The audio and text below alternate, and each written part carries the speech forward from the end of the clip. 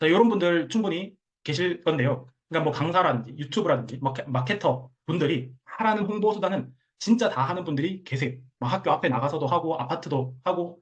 자, 근데 왜 안 되냐? 이거를 진짜 고민을 진지하게 해보셔야 돼요.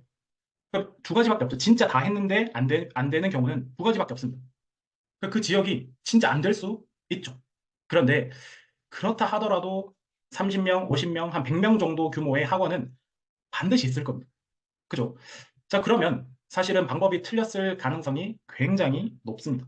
그래서 이거를 이제 끊임없이 공부를 해야 되고, 그 다음에 그러면 고민을 어떻게 하느냐. 이게 핵심이죠. 그러면 그 고민을 어떻게 하느냐.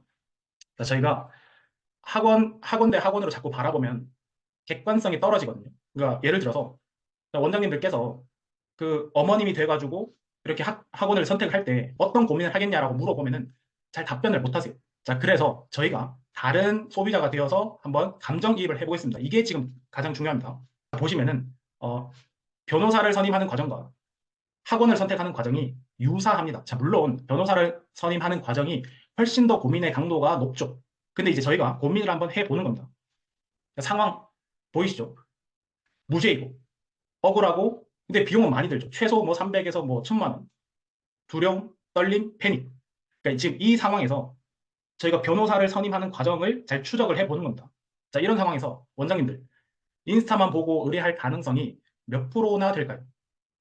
제가 무슨 말 하는지 이해가 좀 되시죠? 그 다음에 길 가다가 전단지, 간판, 뭐 네이버 카페에서 누가 좋다더라. 그 다음에 아니면 현수막 보고 바로 의뢰할 가능성은 상당히 떨어집니다. 지금 이런 상황에서. 그죠? 자, 그러면 이제 유튜브에 이제 검색을 합니다. 어떤 뭐 소송, 관련 소송 하니까 어떤 사람이 나와서, 어떤 변호사라는 사람이 나와서 얼굴을 드러내고, 그 다음에 내용을 아주 차분하게 설명을 합니다. 자, 그러면 괜찮다고 느껴지죠? 자, 지금 이 괜찮다고 느껴지는 이 지점, 이거를 블로그에 녹여내야 됩니다.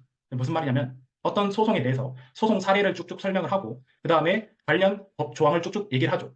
그러면 신뢰도가 상당히 올라갑니다.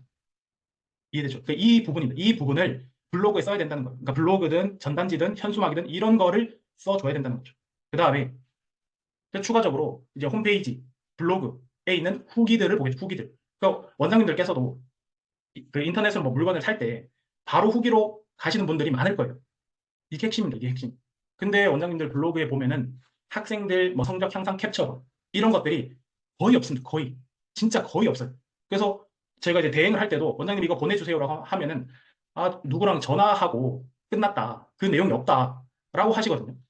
어머님들께서 원장님들이 1등급을 아무리 많이 만들어도 블로그에 녹여내지 않으면 모른단 말이죠. 이걸 이해하셔야 돼요. 그러니까 항상 블로그를 쓸 때 소비자가 되어서 내가 이 물건을 왜 샀지? 이거를 자꾸 생각을 해보셔야 됩니다.